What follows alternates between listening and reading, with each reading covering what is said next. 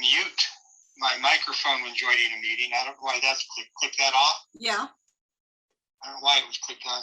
Press and hold space key to temporarily unmute yourself. Yeah. Don't need that.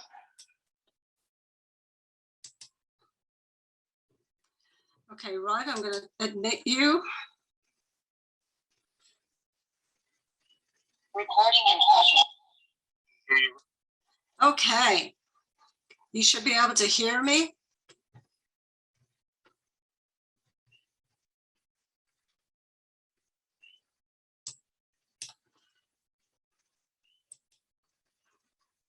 Unmute. Unmute, Mike. Unmute, Rod. Okay, give me a sound check.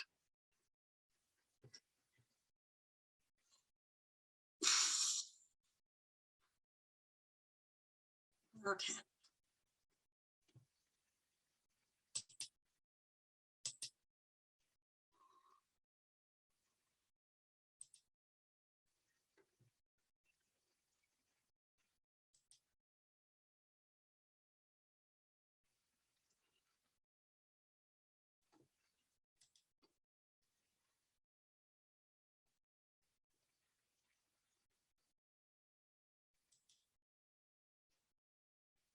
Okay. I think we have everybody.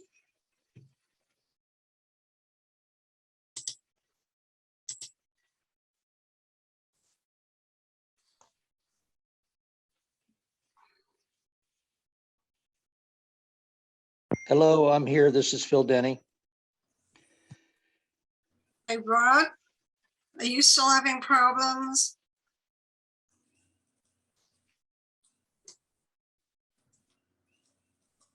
Okay, what we're going to have to do, Rod, I believe, is if your audio really isn't working, you can use your message. Is that okay with you?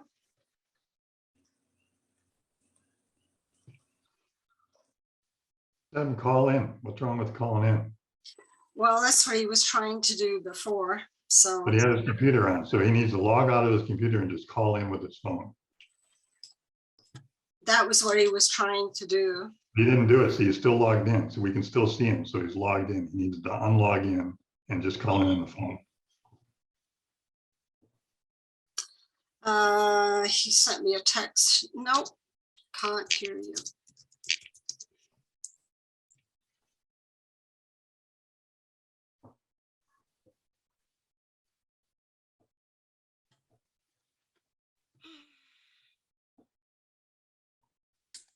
Perhaps we should work without him. We have enough Agreed. members here. We can't leave the community hanging forever. Exactly. Steve is logging in.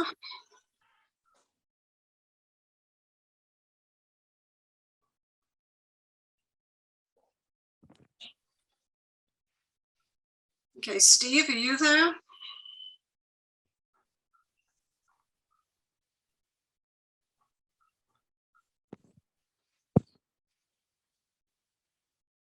Yeah, I don't see Steve. Oh, come on, people.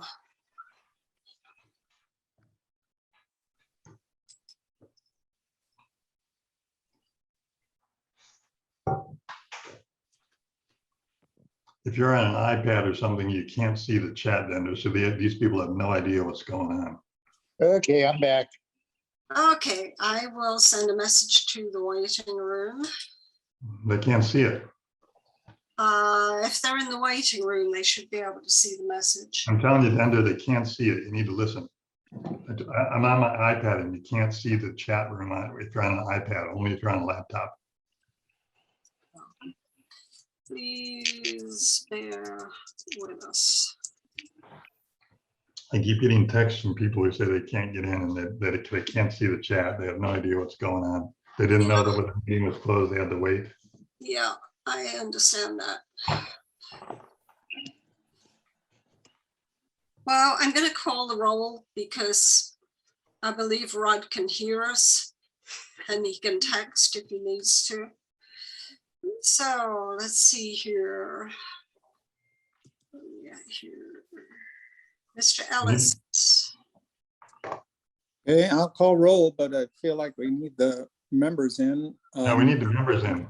We're calling the roll first. Mr. Ellis is here. Objection, I don't think we should call the roll till we let the members in.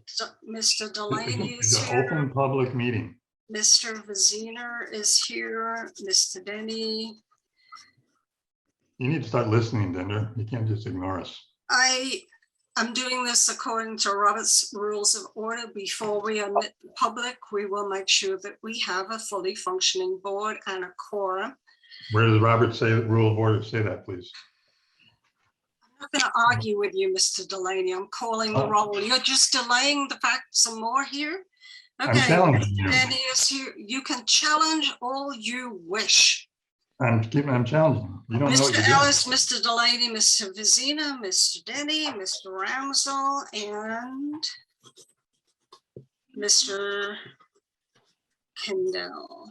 Is it Kendall or Kendall, Steve? That's- Does anybody know? Kindle. Okay, at this point, then we have a quorum to conduct business and we will allow the public to enter. Well, I'd like to call a point of order and let's stay in closed session. We have some pending legal matters that we need to discuss. And it needs to be done in closed session. We do that at the end. We go into executive session after the meeting. No, a point of order can be called at any time without a motion or a second. What is your point of order in relation to Mr. Vizina? Pressing legal issues. Okay. I will let the waiting room know. Can we vote on that? There is no vote on a point of order. So I don't understand, Ender. Could you explain to me? We are going into a closed session. Is that Well, executive session? Is that an executive session, Dendra? If that's the case, we have to open a meeting first and then No, adjourn not and then for- adjourn into executive session. No, for a point of order, there is no motion. We've already opened the meeting and determined there is a quorum. We are going Right. into closed session. So your point is, well, the point was well taken. Is that correct? Which point? That we're going The into point a of order. closed session? The The point of point- order. The Order. point of order was properly introduced by Mr. Vizino. Let's Was get it on well, this. was it well taken or wasn't it well taken? What's the point? What is your Well, point? you keep referring to Robert's Rules of Order. Robert's Rules of Order require that if a point of order is made, that whoever chairs the meeting has to declare whether the point is well taken or not well taken. It is well. If it's not well taken, you have to give a reason that it's not well taken. It is well taken. Let's Okay, and then move on. I'm going to let people know by chat that we have gone into closed session. I object. I object also. I call a point of order that is not proper, Dendra. We've gone into closed session. We're really letting our membership down. Yeah, I'm sure we are, but let's find out why Mr. Vizina feels this is a point of order that requires a closed session. What We've is already left them for 35 minutes, not knowing Yes. what's going on. exactly? We need to investigate the filing of legal charges in the matter of fraud and employee workplace violence. No, Yeah, no but- question, Steve, that requires an executive session. I don't have any problem with that. My problem is that the meeting has to be opened first, and then we have to adjourn into executive session. That's my point of order. Okay, the meeting is open. We have a point of But order you on the haven't- floor. You Yes, haven't I- admitted the members. The meeting's not open. You haven't admitted the members. okay, we'll let them all in and then we'll send them all back again. Great. That's how it should be done. We were trying, I presume Mr. Vizina was trying to be a little bit more Open with the membership? no, confidential. That's fine. We can do that. Is this critical that we do it right now? Yes, Will we re-adjourn the open meeting afterwards? yes. Yes. Okay. Well, then the proper time to go into executive session is after the general This is a business of the meeting. closed session. This is a closed session called by a point of order, which does not require a motion or a second. Dendra, a point of order doesn't do These are anything except require important you. pressing legal matters that we need to discuss now. As opposed to the end of the meeting, Steve? As Yeah. opposed to the end Yes. of the meeting. Yes. Well, I don't buy it. I don't agree. And I make a point of order that is incorrect. Okay, ladies and gentlemen, we have called the meeting to order. There has been a point of order called because of pressing legal issues. Ladies and gentlemen of the audience, we're going to send you back into the waiting room. If we adjourn the meeting for the public section, we will come back into session, or we will adjourn and reschedule the public session at a different time. Robert's rules is very clear on calling a point of order. Legal precedent has been set, and this is a legal issue that needs to be addressed on an urgent matter. So, ladies and gentlemen, this is your option. You can either leave the meeting now, or we will send you back into the waiting room. That is your choice. So you are arguing that there is danger at the door right now that we have to deal with right now. Yes. Okay. Yes. So we have a look here. Anyone else in there? Let's set the meeting here.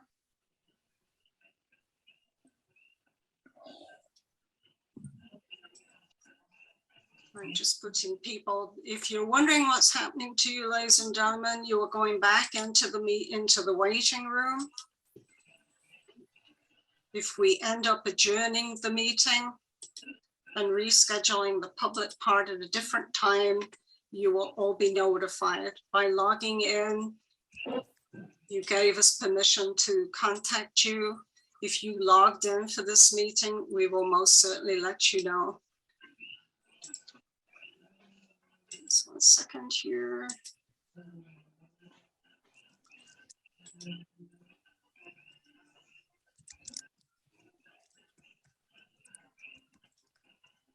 And when we are back into closed session, I will ask you to continue, Mr. Vizina. Okay, are we back in closed? Not quite. I have a couple of the people that need to go back into the waiting room.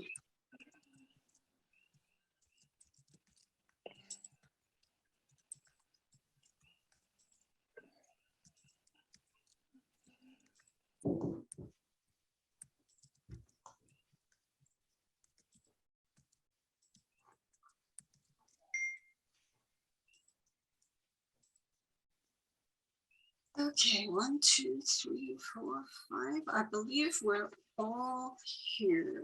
We have 18 people waiting. We have 7, 1, 2, 3, 4, 5, 6. Someone serious shouldn't be here, Dendra. There they go. Yeah. Okay, in the closed session here, we have Mr. Delaney, Mr. Ellis, Mr. Vizina, Mr. Ramsdell, Mr. Denny, and I do believe Rod has dropped off, but I'm assuming he will be here shortly. Take it away, Mr. Vizina. Okay, so we have him back on and he can communicate with that. That being said, let's let everyone back in.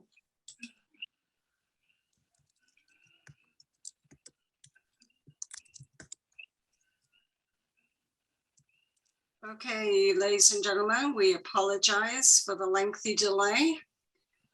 The board has come back out of closed session. It conducted business relating to the eligibility of 2 board members to vote and conduct business for this meeting. One member is the subject of an employee complaint. No motions were made. A procedure was put in place that there will be a 72-hour window for the director concerned to respond to the official complaint. That being said, we will move on. I have one addition to the agenda, and that is the introduction of the Code of Conduct policy that was passed by the board in 2015. We will make sure that that is moved from its archive position into the central place with the bylaws and policies on the board website. The first order of business is the consideration of the draft minutes from March 19th. There were a couple of procedural issues with the minutes as presented from March 19th. May I interrupt? Let me finish, please. There was Mr. Ellis, Mr. Ellis, please be quiet. Your turn will come. You're skipping the steps in the agenda. We approved the agenda. Does anyone have an objection? Object. Object. On what grounds? Then we need to vote to approve it. Okay. Call the roll. Mr. Vazina, Yes. Mr. Kendall. Mr. Kendall, please use the chat window. I vote yes. Yes. Okay, the agenda is approved as presented. I have one addition, as I said, we will publish the code of conduct for board members. The first order of business is the consideration of the draft minutes from March 19th. A procedural error took place in that the minutes of the executive session. Did somebody just try and join with a picture there? Yeah, okay. The minutes from the executive session should not have been disclosed. That was a procedural error. Part of the reason for that is that draft minutes were required to be attached to switching over the approved signatures for the checking bank cards, the signature cards. Apart from that, votes were taken at that meeting that may be challenged, but we will cross that bridge if it comes to it. The minutes from April the 7th. I have some serious problems with the minutes from April the 7th in that it was not an officially sanctioned meeting. It was published on social media. The procedure for calling a special meeting was followed and the meeting was properly published. It was then edited. An unauthorized edit of that was done and it was posted to social media. 2 members of the board called for the special meeting to be postponed and rescheduled, which would have been today if we had got to that point. So I will entertain a motion from the floor to go ahead and publish the April 7th minutes, but with a disclaimer on there. What is your pleasure, gentlemen? I think I'm going to leave the meeting in protest since none of this has been discussed with me.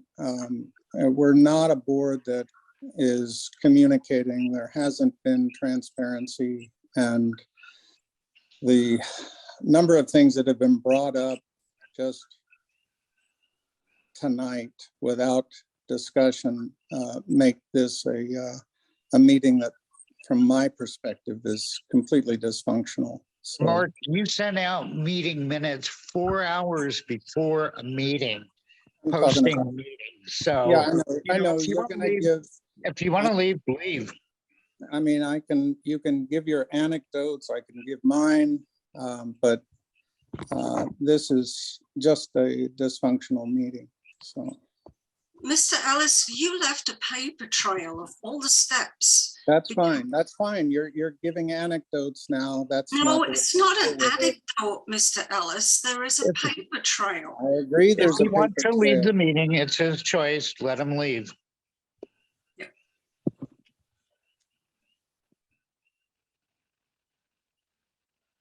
I apologize, ladies and gentlemen.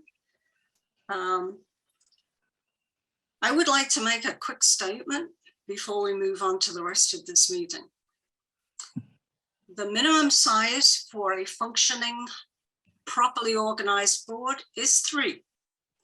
We have no intention of staying a board of 3, but neither when I ran for this position. It's not our fault that we ended up being appointed to be your board of directors. But the one thing that we did say, and very loudly, is this board was going to be different, that this board was going to be exemplified by a quiet competence. We have someone who has a vast experience with accounting. I have a vast experience in managing organizations and making sure that people follow the correct procedure. Disagreements are going to be inevitable. You do not pick the ball up and go off and play with it on your own field. We have one board. We have one board of directors. We conduct business as a board. We do not resort to shouting over each other. We do not resort to insulting the intelligence of the people who have joined this meeting today. Yes, you all unfortunately had to sit through a considerable spate of dead air, but there were serious legal issues that needed to be conducted in confidence. And I have reminded all of the board members that confidential matters stay within the board. We do not conduct our business on social media. You, of course, are free to discuss this in the free platform, but just be sure that you ask somebody that really knows what is happening and what they can actually say. Okay, I see someone is joining. Moving on, as we said, the issue here is that you have remaining board members who have professional competency. You will see us work as a group in a competent professional manner. Many of you have questions about various things that have happened in the past or are going to be happening. I'm going to turn it over now to Mr. Vizina, who is going to update you on one of those issues, the accounts, the financial position of the organization going forward. Mr. Vizina is the board treasurer. I hand the meeting over to you. Thank you. A couple of things that I did want to go over.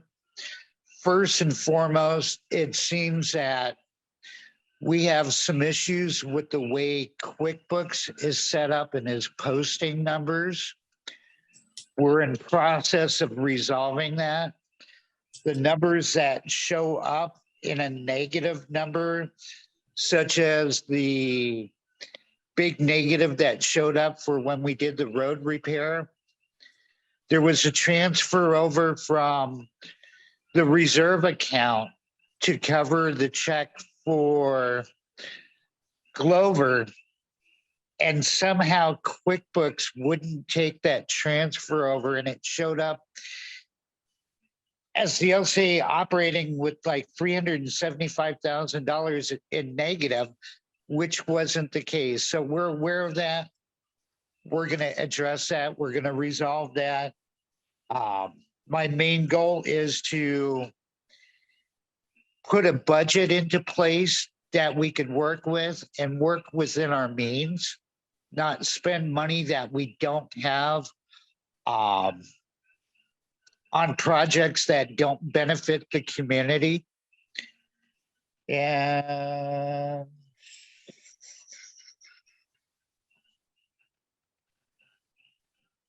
for right now, Dendra, that's, well, I do want to make a note that we're working with the county on the buyout of the eruption lots.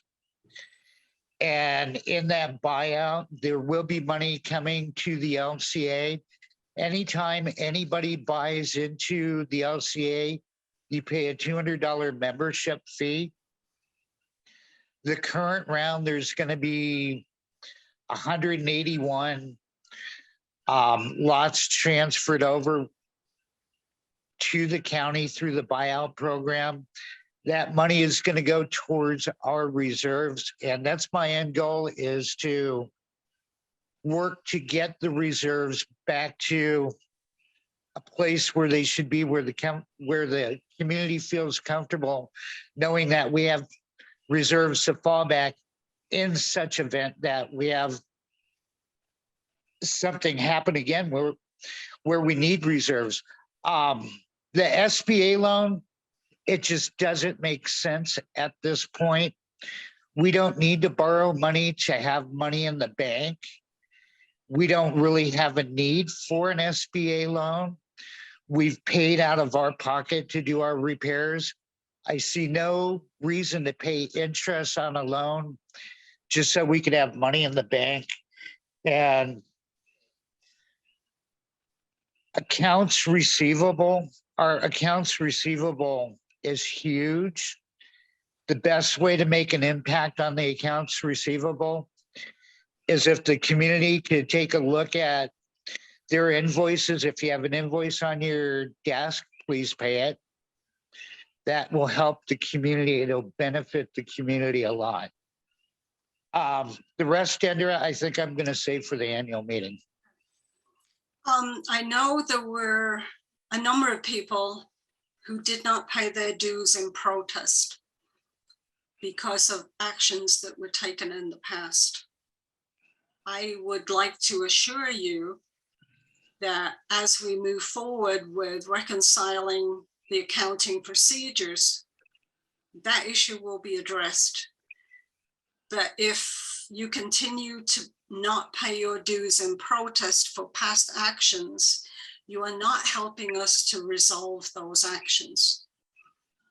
So that being said, we need to move on to the payments and disbursements part, Mr. Vizina.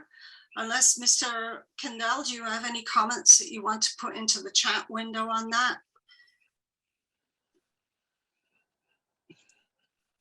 Nope, not seeing any. Thank you. The first item is a bill for the allied machinery repair to the sidearm mower. The previous board had authorized a set amount some considerable time ago, I believe in July of last year. The amount authorized is about 4,000 less than the final bill that came in. And looking at it, the biggest chunk there is on labor charges. And the real issue here is the age of that vehicle. And as we all know, there have been considerable delays in getting parts shipped to the island from the mainland. This is an old vehicle. It's very expensive to work on, very expensive to have bits that are replaced on it. So the question is... Just parts in general are very expensive, automotive parts in general. Yeah. Tractor parts are really hard to get right now. And the tractor is over 12 years old, so I believe. Well, this is for the sidearm mower. So I'll call the question. I don't think it's fair to penalize Allied Machinery Repairs for having work to be done on this that was far more than they anticipated and that the previous board believed. I would entertain a motion to pay Allied Machinery in full. I want to make a motion to just pay that invoice and let's get it done. We've got the equipment back. We're using it. Yeah. They provided a service. They should be paid. Mr. Kendall, what's your feeling on that? Would you like to pay the bill? Okay, Mr. Kendall says agreed, pay the invoice. We will pay the invoice. Just on a side point on that, we have regrettably aired a lot of dirty laundry in this meeting tonight. Some of it, thankfully, you were not privy to.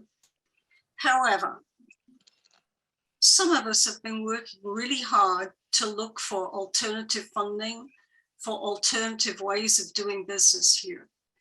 I can tell you that I worked on a grant application that went in 2 days ago for $100,000 to replace the tractor, the sidearm, and some other equipment. There is the potential, if that grant is awarded, that we would get a $100,000 match for it. We can't keep bleeding money on old equipment. And obviously we don't have the funds in the reserves to go out and buy a brand new tractor. So we wrote a grant for it. And this is the way your board is going to operate from now on. We are going to actively look for opportunities to supplement the income that we have. And one of the arguments that we use in that grant application is that the 2018 eruption wiped a third of our income off the books. We lost a third of our properties here. We have to be more creative. We have to be more committed to finding different ways to raise money and to replace our equipment. That was my 2 cents worth. And I want to say thank you to Greg Armstrong and the Neighborhood Watch folks with their 501c3. They're going to be the applicant entity for that. Okay, the next item on the agenda for payments and disbursements is the directors and officers and the crime coverage installment plan. Would you like to address that, Mr. Vizzino? So when we came on board as directors, a little bombshell was dropped on us, and we had to act immediately. The coverage for the LCA was set to lapse. We were presented with a bill.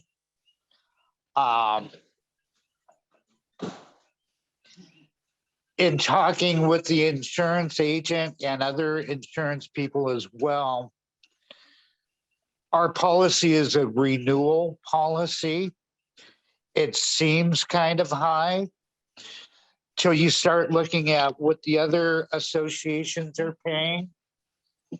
And it's actually, I hate to say it's quite reasonable, but it is quite reasonable. And It's still a lot of money. yeah. My goal is to not spend any money unless it's absolutely necessary. We have to spend this money.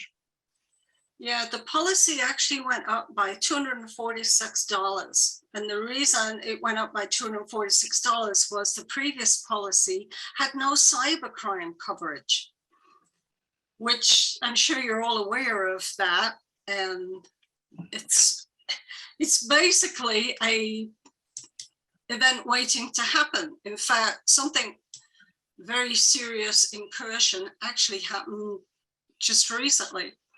I would encourage all of you to take a good look at your firewall, your virus protection, your malware programs on your own devices, because each one of you could be the community spreader of a cyber attack and not be aware of it. So What- Dendra, the other thing on that policy is it was set to lapse yesterday. Yes. And if we didn't do the renewal, they would have had to write a new policy and it would have cost 4 times what we're currently looking at.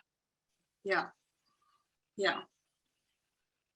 So the procurement policy gave us permission to go ahead and at least make the deposit, what's called binding the policy, which is we're committing to the coverage. We're committing at that price because frankly, this organization cannot and should not operate without proper insurance coverage. No corporation should.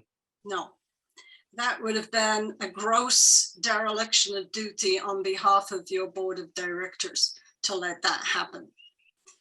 The insurance agent sent it out to an underwriter for quotes.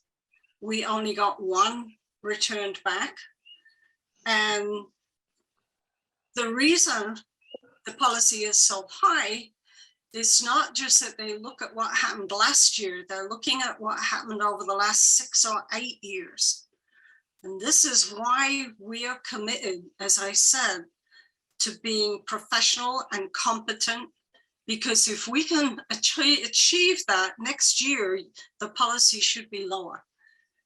If we continue down this path of endless infighting and vitriol, it will be reflected in the costs that you, the membership, have to bear. So the question is, do we have enough funds, Mr. Vizina, to pay it outright, or should we accept the installment policy? We have enough funds in the bank right now to pay it outright. And it doesn't make sense to do a payment plan on it. Again, their interest rate's extremely high. Yeah. Yeah, it would have been about $407 in interest fees. So, Mr. Kendall, what's your opinion? Should we pay it or should we pay it by installments? We have a question on the policy. The policy is 23. What's the actual amount? It's 347, I believe. 7,000 of which we've already paid. Yeah. Okay. Mr. Kendall says yes, pay in full. Okay, we have a motion on the floor. I say pay it. Yeah, Mr. Kendall seconds that. I will authorize it. We pay the bill. We need to regain our good name. We need to regain the reputation of sound business practices. We cannot have competing entities managing this organization. Okay, let's move on here. Item 3 is moot, as Mr. Delaney left the meeting, unless you want to address that, Mr. Vizino. That's an ongoing issue. We had a security grant from a previous board 2 boards ago. It seems that the money the grant was given for was not properly documented. The county asked for receipts. They couldn't provide any.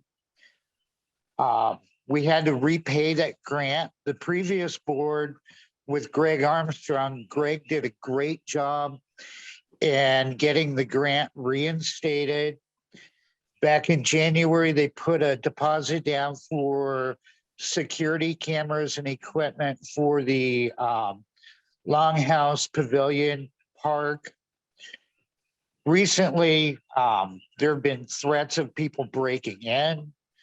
There's been vandalism in the basketball courts, the bathrooms. Someone came by one night and took all the brand new solar lights that Michael had just put up.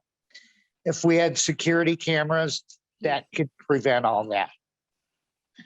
So I think it's a great idea. It's not costing us anything. The community's going to benefit from it. I think Greg did a great job with that one. Yeah, and if anybody, and I will ask the webmaster to post the county's reinstatement of the grant together with this minutes from this meeting, so that you can all see this is not a purchase. This is money that was given to us by the county. I think there was a shortfall of about 1,500, something like that. Maybe like $1,300 investment for a security system is a great idea just for peace of mind and security.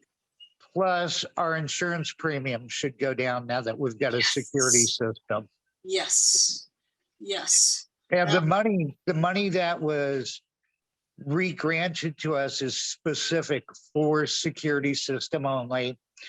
It's not money out of our pocket. It's money well spent. Yeah. There has been some delay in getting the equipment delivered. That is nobody's fault except the pandemic. The alarm company, we have an agreement with Action Alarm. The equipment has been on order. The last I heard, it was supposed to be in transit. So as soon as it's delivered, the park will be fully protected. And they're working on expediting it. Yeah. We should remember that we have people who work alone. We as a board have a responsibility to protect the safety of our employees. And also the liability exposure of inviting the public onto our property where they might come in contact with people such as those who gang tagged the signs the other night. And incidentally, I know people were concerned about that. We took care of it at 7 o'clock this morning. Michael took them down, cleaned them, re-waxed them. They will go back up tomorrow. This is how we're going to do business. If something is wrong, we will take care of it. Okay, moving on. Revere and Associates. We have invoices to pay from Revere and Associates. Do you want me to weigh in on those? I do, yes. I don't want to pay them. I need to talk to Revere and Associates. The invoices they sent are too generic, not enough detail. If I'm going to be paying invoices, I want to know specifically what they're for. And they're just too vague. They're old invoices that have been sitting in the office for quite some time now. I've got to call into Revere. When they get back to me, it's up to them, but I need to talk to someone at Revere and get some detailed itemized billing before I could cut a check for that. Yeah. I see a comment in the chat window. It says, will you mention that nothing about the security system?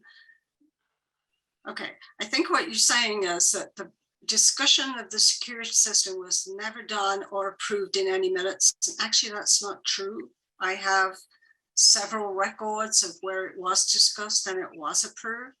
Yes. Yeah, I've got a whole file on that. That was my question back in January when I saw it posted to the LCA website that they paid $83.31, I believe it was. And I started digging into it. Before I even got on the board, I had questioned that. And yes, it was voted. And yes, it's in the minutes. Yeah. And so that's a pre-approved line item that was done by a previous board, and yeah. Okay. It's a grant. I will make a note to attach a record of the security grant. Because this question keeps coming up and there seems to be some confusion. This is not something that we went out and bought because we felt like we needed one. Although we- I don't see why anybody would say no to a free security system, Yeah, really. except a criminal. Well, like I said, there are a lot of people that do like to go to the park at night, even though the main gate is locked. We want people to be able to do that. We want people to be able to go out and sit and enjoy the night sky without the fear that something as bad is going to happen to them there. And the security system will monitor what's happening, and it can send an alert. You know, if something bad happens, it will send out an alert. And, you know, that's the whole point of the security grant. Okay. Lies about the minute, says Mr. Setson. Again, Mr. Setson, we will include that with notation of where in the minutes the security grant was covered. So moving on, new business. The lava covered lots. And I'm so sorry that Mr. Kindle is not able to get his audio to work here, but if you would like to enter into the chat window any information that you want people to have, Mr. Kindle prepared a really comprehensive report that was on the agenda for tonight. I believe it's on the website. So if you would, could you do a quick review of where we're Oh, at? no, Yeah, your dog's getting happy there, huh? sorry. Yeah. Okay, it says it's not free. The grant was 13,500. The cost is 16,337 for the security cameras.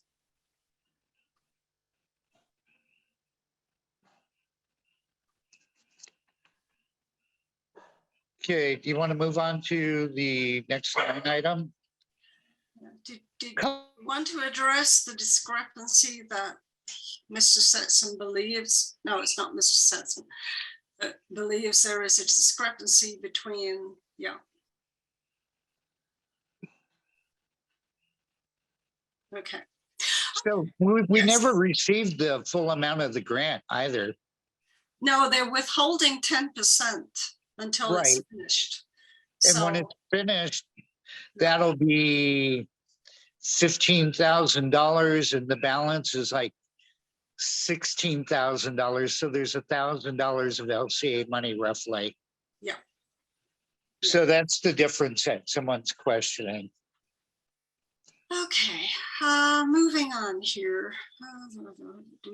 Yeah, Mr. Condell said that the notes for the lava covered lots meeting are posted.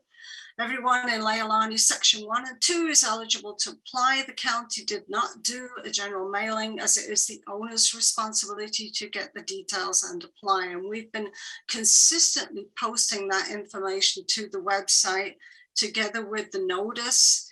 If you are not signed up to get notices from the official website, please do. That's the best way we can do to get official information out to you. Are there any other information you want to share on that, or is that something we'll cover more at the annual meeting? No, I want to go into that a little bit, Okay, if I may. sure. So on the March 30th, they had the Kilauea recovery team meet with the Leilani board specifically.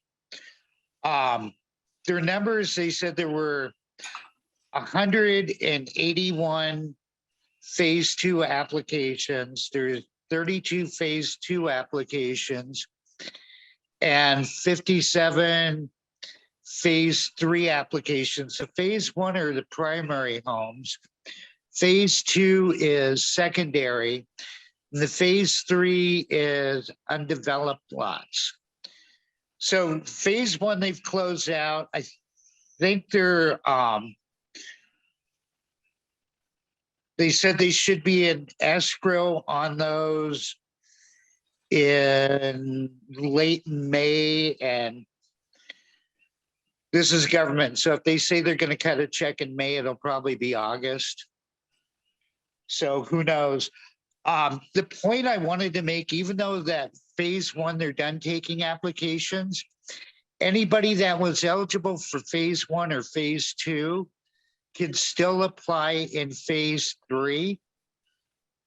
I'm not sure if they're going to give them priority because they missed the phase one or phase two, but I would hope they would. I can't speak for HUD or for FEMA. Also, anybody in Leilani, actually anybody in Puna could apply for the FEMA relief, the HUD relief money. The house doesn't have to be under 40 feet of lava. There are people that had SO2 damage, acid rain damage. Those people are eligible as well. And my recommendation is if someone's interested in it, apply. The worst they could do is say no. It seems like a pretty fair, I don't know if it's pretty fair. They're trying to do something for the community. If it's something you're interested in, take advantage of it, look into it. I know on Facebook, one of the two Leilani page, someone posted the link for the Kilauea recovery. Take a look at that information. That's on the website as well. Yeah, Yeah. definitely take a look at it. There's a lot that's going on with it. And then also, I don't know for a fact, but I think there might be a second round of grant money coming out of that. And if there is, I'm all over it because I would love to get more money back to the community. Yeah. And that grant money would be to Leilani to help fix roads and infrastructure. That's what it would be. It'd be a federal grant for roads and infrastructure. Yeah. And I know somebody had sent me a message. They questioned why when we did the RFP for legal services, that we also asked that anyone who was interested in applying for that was licensed to work in federal court. And the reason for that is we are applying for federal funds. So we need, at some point, we will have legal agreements that the person who accepts that position needs to be able to review and to prepare legal documents that are eligible for federal funding. So that explains that. On the same note, go ahead. No. I interrupted. Okay. Moving on. No, let's go back to on that same note. I just wanted to reiterate a couple of things. Rod, myself, and you are committed to the community, and we're going out looking at investigating different ways of getting money back to the community to benefit the community. Yeah. If anybody sees any grants out there that they know of that they think we might be interested in, by all means, please let us know. That's how we found out about the Kubota grant. Yeah, because of my employment, I subscribe to at least 6 different grant alert services. I've already sent 2 more to the Neighborhood Watch for disaster management, disaster preparedness equipment. There is one for doing some significant updates at the park as far as solar power, perhaps a solar charging station there. Okay, before anybody gets excited, we're not paying out of our pocket for people to plug their car in. You have to plug your car in and put your credit card in there. But the point is that it's available. It might be available. Yes. A solar powered water treatment system for the longhouse in that building. Improved bathroom facilities. Perhaps some shower facilities there. So as soon as the grant has closed for that particular grant, The additional amount is awarded based upon community support. So please, when that is posted and they invite the community to vote on which project should get the additional 100,000, we would like that. So the next item on the agenda is sort of in the same vein, which is the situation on Kumakahi and Malama. This is an ongoing problem, and it's affecting all of the neighbors and the property owners in that area. And why don't you address that, Mr. Vizina? That we went out and looked. And Lucky me. we talked to the property owner. It was in a pretty bad, and it still is in a pretty bad way. Go ahead. So I've been documenting that on a bi-weekly basis, the road and the progress of the road. There's a 6-foot by about 30-foot deep puka hole next to the side of the road. The material is slowly going somewhere. We don't know where. I had someone, the neighborhood has been using it as a green waste recycle bin. So I had someone come by with a backhoe and dig all that out. Then we backfilled it again with the crushed asphalt from the roadways and some dirt. The road itself, there's a 16 by 22 depression. And as I said, I've been monitoring it on a bi-weekly basis, actually since February. And you could notice a significant dip in the road of about 4 inches now. We've got a couple of contractors that are looking into taking a look at it and telling us what it's going to take to fix it. In the interim, just to mitigate any loss, I asked that road closed signs be put up. I don't know about the integrity of the road, if it's going to be fine or if it's going to cave in. All I know is it's sagging. I asked Michael in maintenance to go down and talk to his friends at the county and see if we could get steel plates to put over it. Unfortunately, the steel plates could only cover a 10 to 12 foot span. Anything other than that, they said it's just not safe. That spans a 22-foot span. So we're just kind of at the mercy of the engineers right now.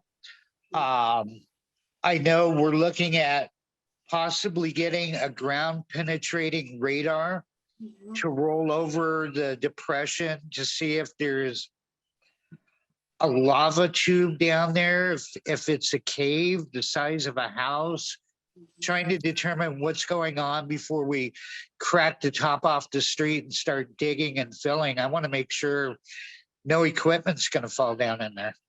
Yeah, yeah. I see a note on here asking people on iPads and iPhones to identify themselves or they will get kicked off.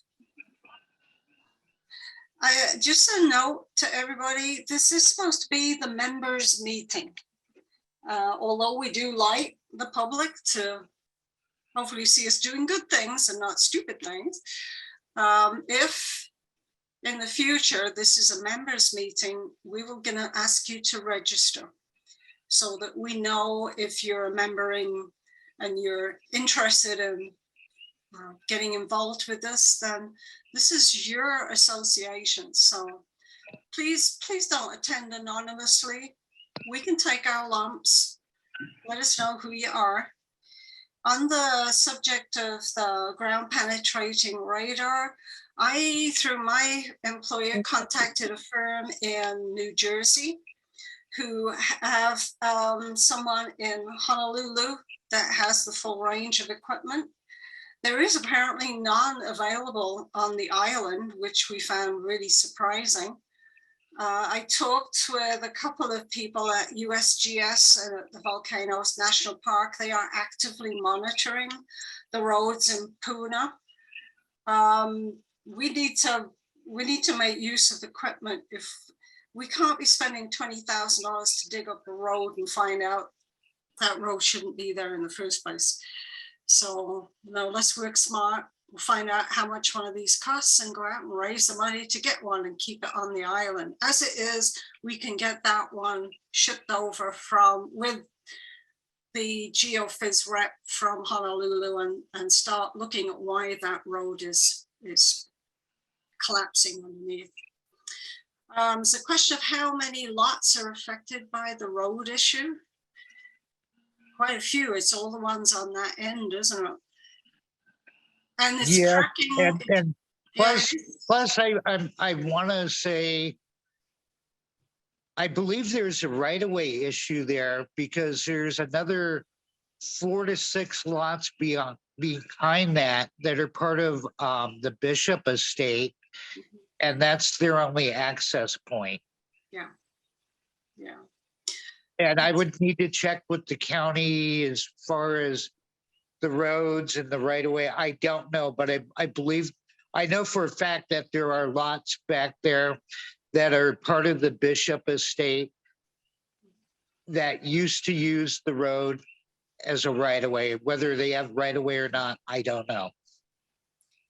The comment is Bishop access is not our problem. Well, actually, yes, it is, because the road goes from us through them. And the issue Well, here is, hold on. Let me back that up. yeah, It's a road within Leilani. yeah, And it doesn't, our charter doesn't specify which road is a priority over other roads. All roads are to be maintained by Leilani. That's a road in Leilani and a subject. There's no preferential treatment. The people on Capona weren't told, no, you know, we could use the other road and go around. They got their road repaired as it should have been. Our charter is to repair roads and maintain the grass on the side of the roads. We're taking care of the road. the comment in here is to do a special assessment to repair roads. We decided that we were going to try and work to find supplemental funding before we imposed additional costs on the membership. I believe that was one of the biggest complaints about raising the dues to do road repairs. So we'll cross that bridge when we come to it. To be honest, most of the roads are really good. And I don't see the need for a special assessment. Yes, I agree. Yeah. No, I'm sorry, Mr. Setson, there's a comment here that only benefits one owner. There are multiple owners there. And the point is that the road where Malama goes across Kumakahi is cracking itself. It's not just that there's a depression further up. The crack has developed right on where the two roads meet now. So obviously something else is going on there. And we need to find out what it is. So okay, there was a question about they're not in favor of closed meetings, and the crack is not significant. No, but it's an indication and it's getting bigger. All of those are getting bigger there. The question was that they didn't feel they wanted to have a restricted meeting. We're not having a restricted meeting. This is a membership meeting and the members are free to attend. So, Architectural Committee is the name. Oh no, sorry, I skipped No. Speed humps. Yes, I skipped one there. Old business. The past board voted to approve, I believe, 5 of them, roughly at a cost of about $2,500 each. This has been brought up on more than one occasion. So, we need a committee to look into that. There are people in favor of speed humps saying people drive too fast on our street. There are other people that are saying, no, we don't want speed humps. If we get the speed humps, people are just going to drive around them and tear up the grass. It's been brought up that there's potential liability issues.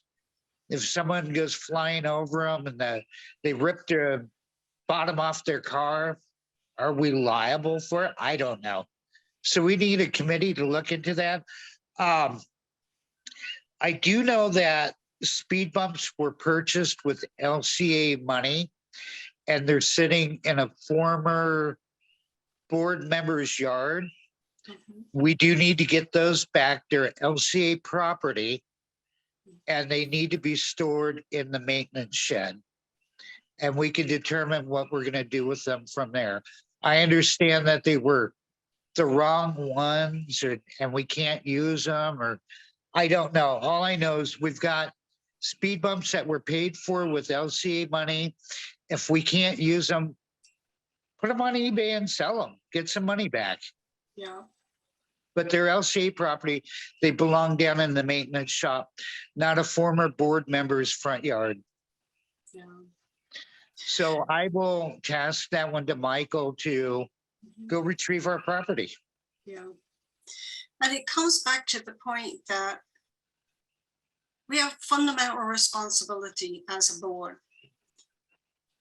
It's protection of life, of property. We are tasked to maintain and to improve the roads within the association. That's about it. You know, we can do some wonderful things, but only if we have the funds to do them. And it goes back to the fact that we have a significant number of people who have not paid their dues and have not paid them for a considerable number of years. One of the things that we did recently, and I know some of you have made some very nice comments about the notice for the annual meeting, that was done at 1/3 of the usual cost. And the reason for part of that is that we culled a lot of people who were receiving duplicate notices. Some people have read me, last time received 6, 8. I know one person had 20. We paid for all those. Everyone who was an overseas member, somebody who actually has an overseas mailing address, never got some of those people in arrears because they probably never heard from us. So everybody who was in the arrears list got a notice with their annual meeting notice. Please pay your past due bills. If you want to live here, help contribute toward the cost of living here. We all paid our dues. I'm sure everybody on this call did. Some of us were a little peeved at having to pay more, but on the other hand, you got your roads fixed. So moving on here then. What are we going to do about, oh no, you just mentioned about speed humps. We're going to retrieve them. We've had an objection for people trying to join the meetings anonymously. Please identify yourself. And a comment that the sunshine law say meetings should be open to the public. I fully agree, and I was most distressed to learn that the association is actually not subject to the sunshine laws. We got a response from the state on that. However, you can take it from us that we are fully committed to the transparency and to being accountable to the membership, but within the confines of the bylaws and Robert's Rules of Order. Some things were discussed tonight that we are not going to disclose. That's the purpose of a closed session.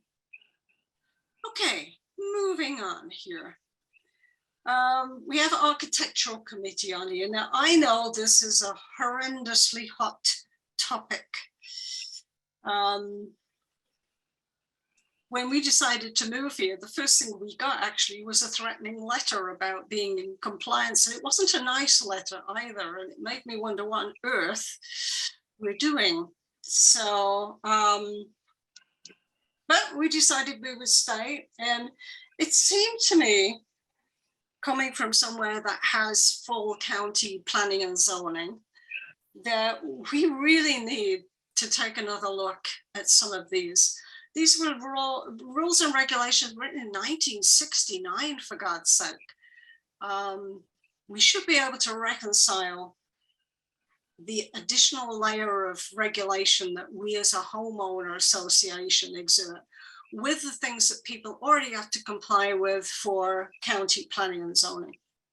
And with that in mind, I would like to chair the architectural committee because I did take a planning and zoning certification class. In fact, I ran one in my previous life, but I am looking for other entities other individuals to come and really look at what do we want? What kind of community do we want? Because I sure the hell do not want to live in a gated community. That's not who we are. But on the other hand, I do want people to be safe. I want people to take responsibility for their property.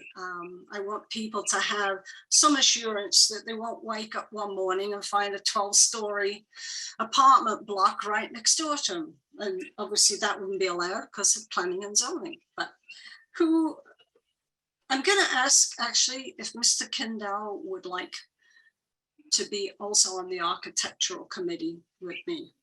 And we would seek representatives from the community. But I just want to make one thing clear. We are not in the business of picking a fight with someone over the height of their house or the color of their door or whether they have a darn basketball court in the front yard. What you do on your property to a large extent is your right, but only insofar as it does not negatively impact your neighbors. So that being said, we've had a fair amount of Can I make a motion, Dendra? sure. Your meeting was set to end at 8:30. Yes. Can I make a motion to extend it to as time needed? Okay, I would entertain that motion. Mr. Kendall, do you agree? We don't have very much more business to conduct, actually. I do. Oh, sorry. Sorry. Yes, Mr. Kendall agrees. We will extend for a little while longer.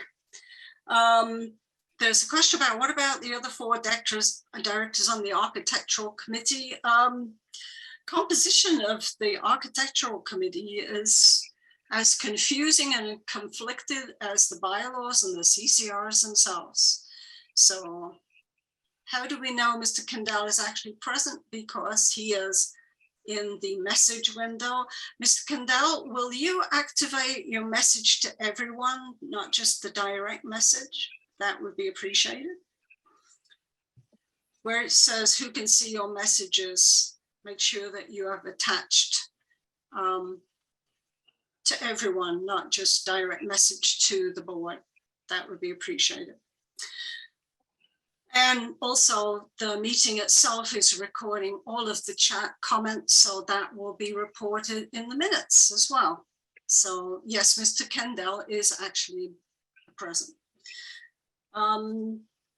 You had something else that you wanted to bring up before public comment?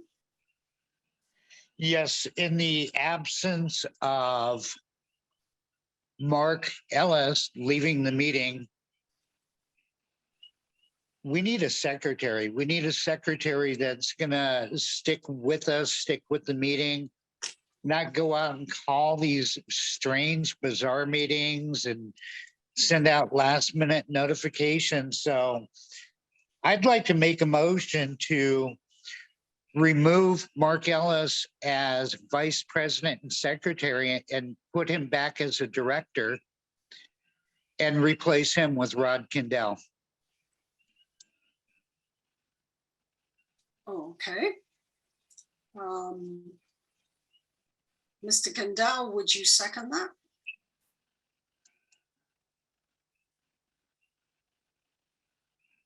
said I can do that, yes.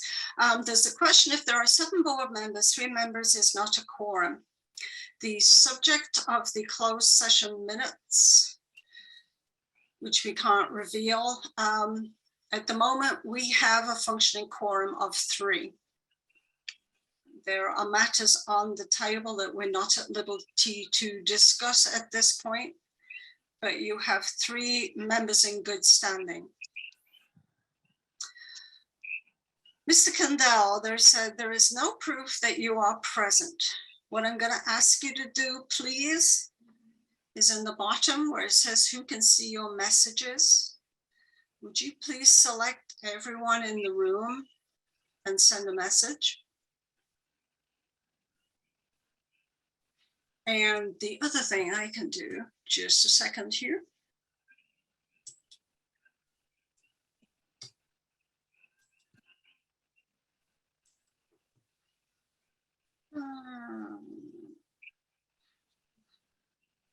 Do not see that. Oh, he doesn't see the command. Okay. Section.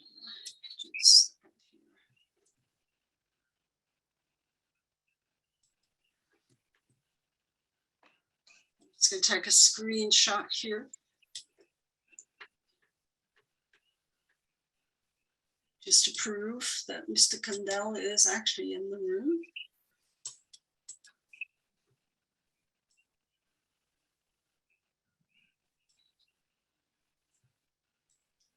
And for the sake of the record, we will share that.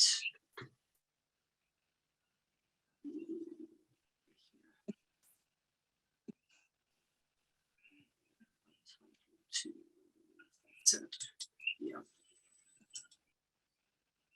There you go. That is proof that Mr. Kendall is actually in the room.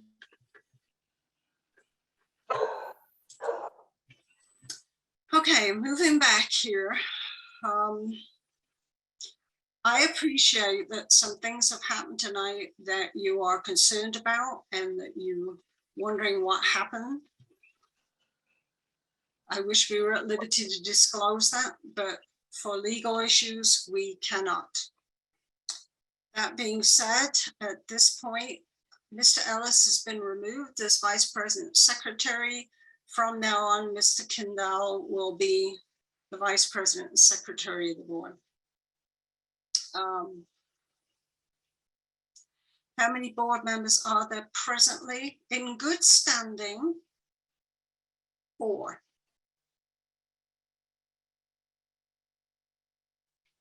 Yeah, 4.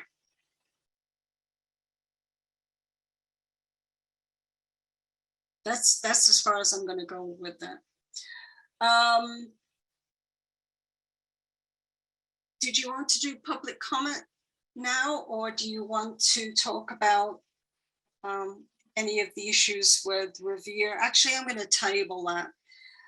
I think we need to table any of the issues regarding to Revere. Somebody asked if we had received any RFPs for alternative legal service, and yes, we have been contacted by one. There is the question of what to do about the hearing coming up regarding the lawsuit. Did you want to address that, Mr. Vizino? Oh, you're muted. I'm sorry about that. The dog was Yeah. barking. Yeah. I wanted to make a motion. Right now, we're kind of defenseless.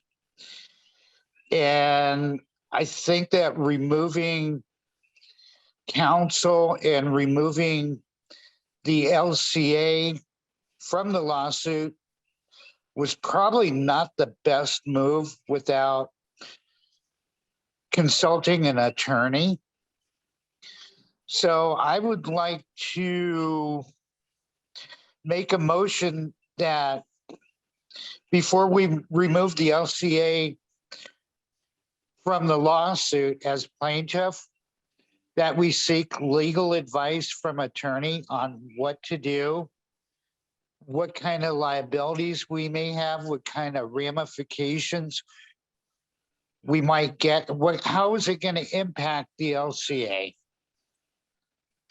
I mean, we made a rash decision there, and I never agreed that we should just hold. I'm in agreement that the LCA should not be paying the attorney bills. Where that money's going to come from, I don't know. We need to look into that. But to just say, oh yeah, we're pulling the LCA off the lawsuit. And by the way, we want to fire Revere because I don't know why. I think those were bad mistakes. So I want to make a motion that we revisit those two line items. Mr. Kendall says he seconds that motion. And again, where at the bottom of the screen, in fact, let me do this differently. Maybe I can show you. Just a second here. Let me show you how to do that, Mr. Kendall.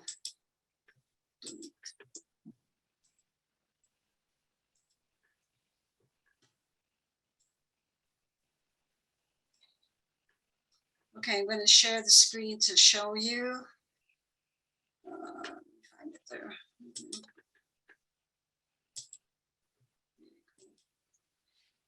Yeah, in the very bottom of the column for the chat, you can select the word everyone and type your message in there.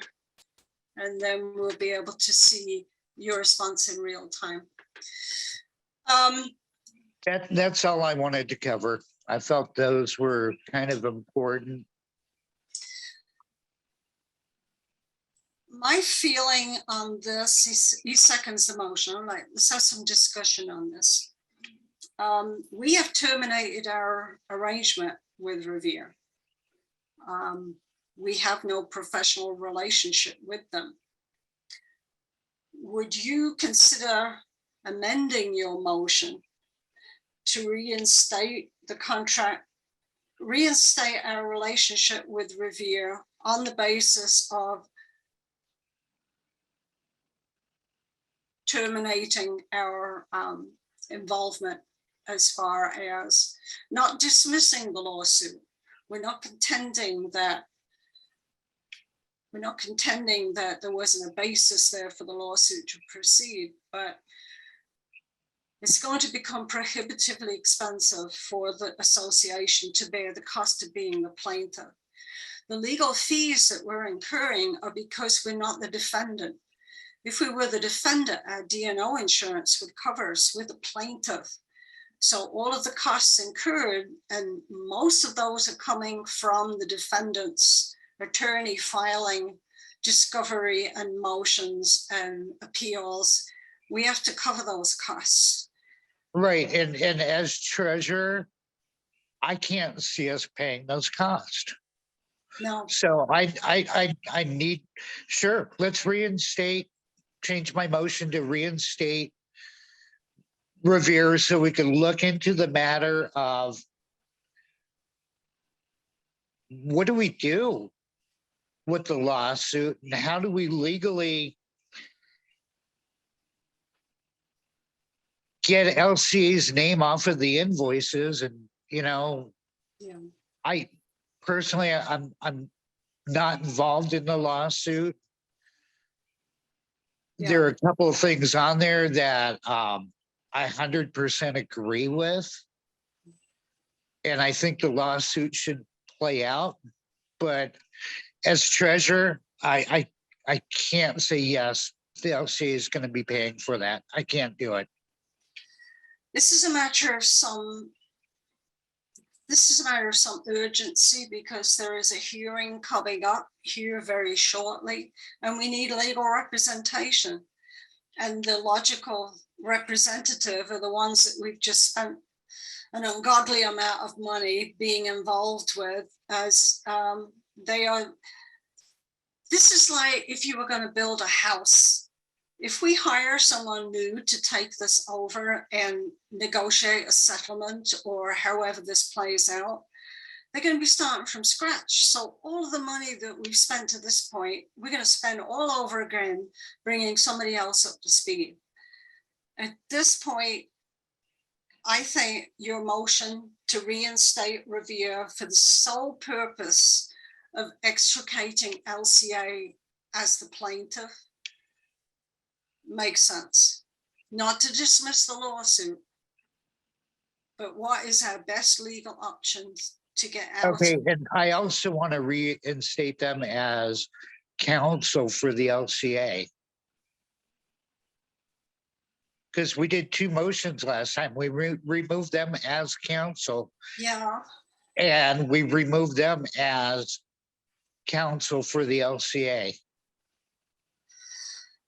the issue there is we do have an RFP out on the table for sealed bids, and there was a question about has anyone responded, and we do have one. Okay, well, we'll leave that one alone, but let's go with the one that immediately impacts the LCA, and that's removing us from that lawsuit. We're liable right now. We're still on that lawsuit. It's still an active lawsuit. No one's gone before the judge and petitioned the judge saying, take the LCA off. Yeah. Legally, can we do that? I don't know.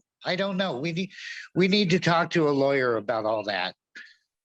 And it makes more sense, I think, to talk to the one that's been doing it to this point as their final. I agree with you. So my motion is to reinstate Revere to talk about removing the LCA as plaintiff. Yeah, in the most timely and cost-effective way possible. That was just a little bit of addition on the comment. Well, yeah, I said that. Yeah. Well, I said it too, so. Rod, do you have any?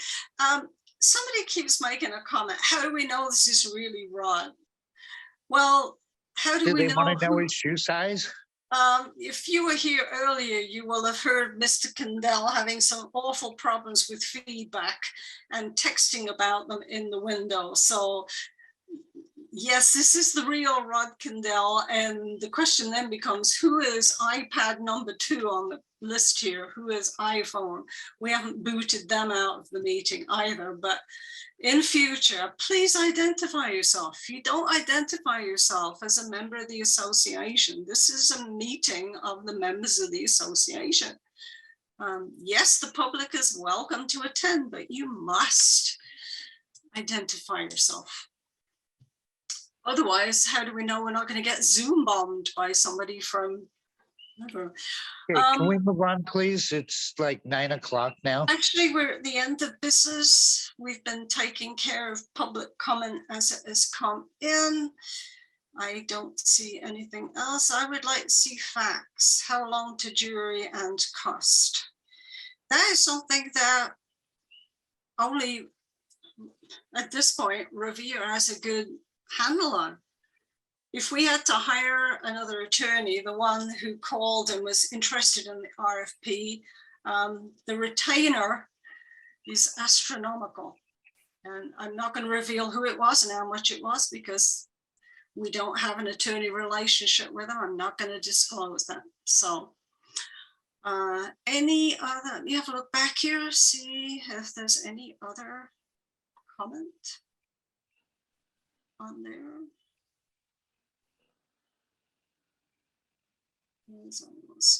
How many board members are there present? I don't see anything on. There's a question, well, so you won't be transparent who mentioned closed sessions. Actually, we went into closed session at the beginning of the meeting for purposes of confidentiality. And again, I've said we are not going to disclose what that was for. It was for important legal matters. Yes. And we can't disclose important legal matters in regular session. It's got to be done in closed or executive session. Yeah. Oh, Russ says, I would like to see the facts. How long for the jury and the cost? Yeah. And he said, who is questioning my presence? Tell me who it is. I will call you back. So there, if you'd like to know who that was, it is Mr. Stetson, Robin Stetson. So Rod, Oh, that's Jeff. Robin Stetson? Yeah, that's Jeff's girlfriend. Well, that's not going to that, shall we? We have one board, ladies and gentlemen. We work for this board. We don't work for anybody else. We work for you. So I do not have his number. Okay, we will let you know, Rod, the phone number to call. My goodness, ladies and gentlemen, we made it through the business. Yay. Yeah, the annual meeting, God help us, is on the 23rd.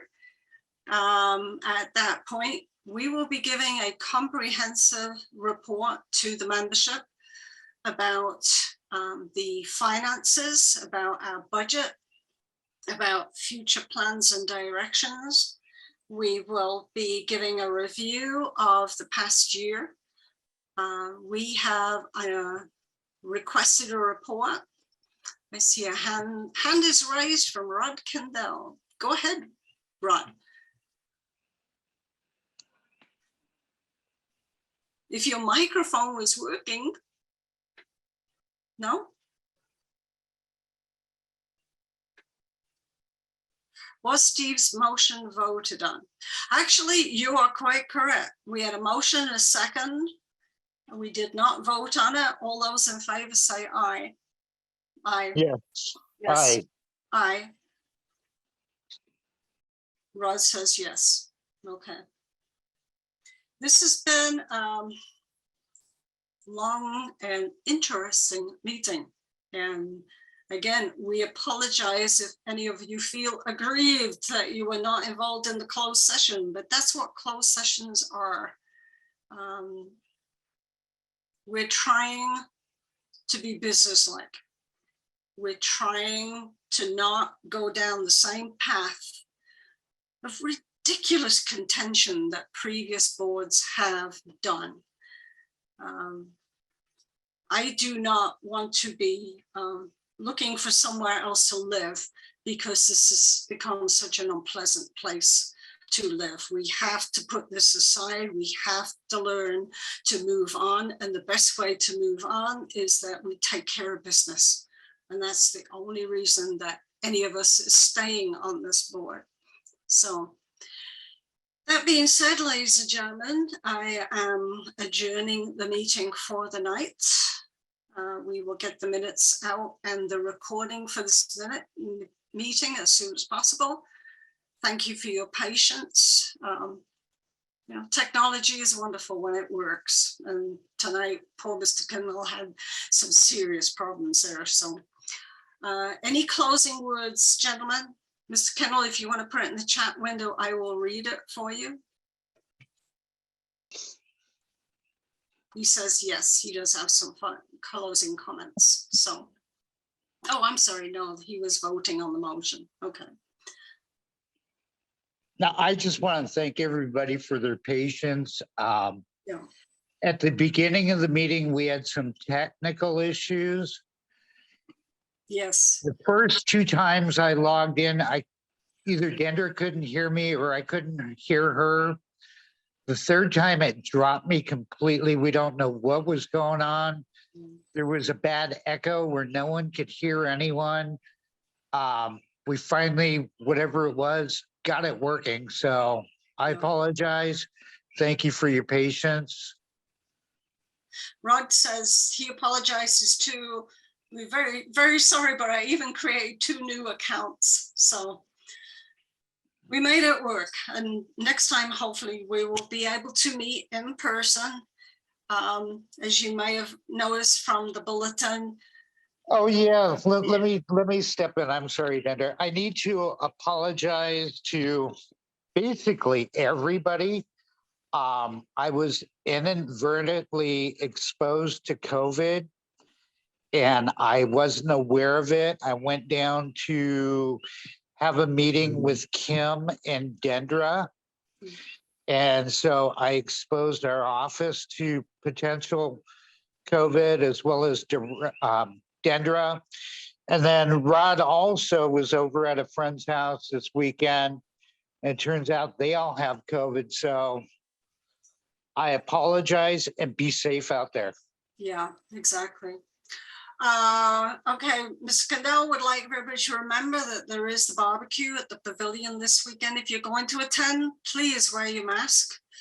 This is not to be trifled with. We're going into the fourth iteration of this thing. There was a comment also about comments from members. We actually did that. We entertained questions from the members and not seeing any more. Let's be safe out there, folks. That being said, again, next time, if you're going to log in with an anonymous iPad or an iPhone, we don't know who you are. And in this day and age, with cybercrime being what it is, we are not going to permit you, and we're not going to have you expose other people that are in this room to eavesdropping or to being put in a compromising position, because obviously you have access to everybody's comments here. So that being said, we made it through our first full board member meeting. Yeah, okay. Thank you very much. Good night, everybody. All right. Thank you, Deirdre. Good night. Good night, everybody.